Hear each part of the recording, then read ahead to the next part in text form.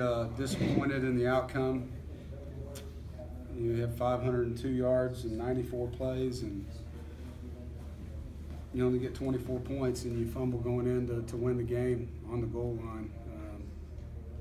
That's the game. You got to make those kind of plays, and I don't know if the wind really affected Kelvin a little bit. We had 2 or 3 pretty key drops, and defensively struggled, in the first half, and made some good adjustments in the second.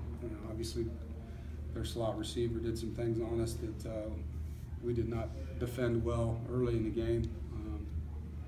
Thought we adjusted well and played much better in the second half on defense, but gave up too many points early. Offensively, the turnover, the first one we were able to overcome by getting one back, and the second one was a game winner for them. So disappointed, and got to give Wake credit, and for us, it's guys kept playing. I mean, 94 plays, 502 yards. They had 56 for 334. We had the ball for 41 minutes. They had it for 18, and you lose. And other than losing the turnover margin, you wouldn't think that happened right there, but that's the game. You got to make the plays when they're there. Questions?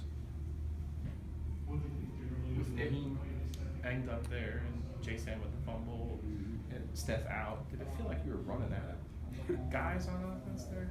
I mean, it doesn't help when you're missing some playmakers, obviously. And Naheem was banged up and tried to go back in and struggled, and they took him in and said he couldn't play.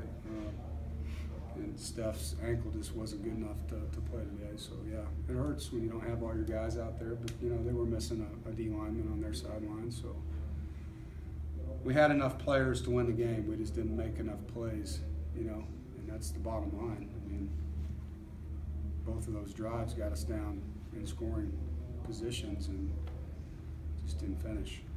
Dave, what can you say as to a Mac in a situation like this?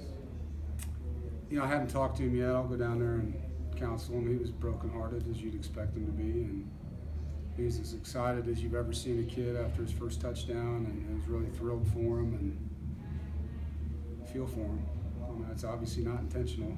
He didn't have good ball security. You could see him swinging it, as he was going in, and he'll learn from it. It's just too bad it was that play, because it was the play that put us up by 1.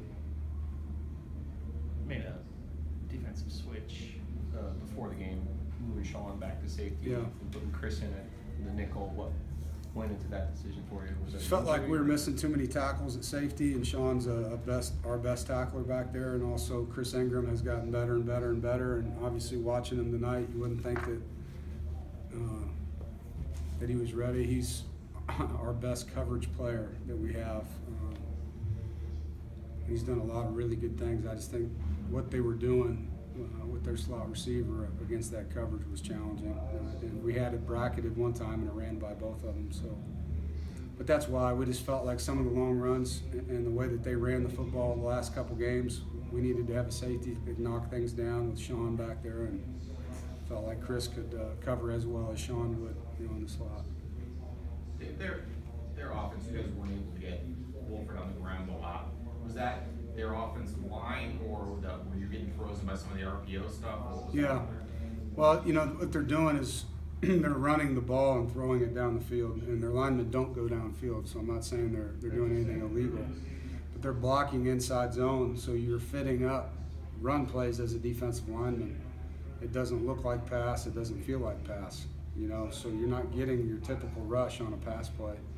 So it's a 7-man protection on a 4-man rush a lot of times, and we started bringing a 5th guy, but it's still a 7-on-5, and you got to win some one-on-ones, and we weren't able to do that enough.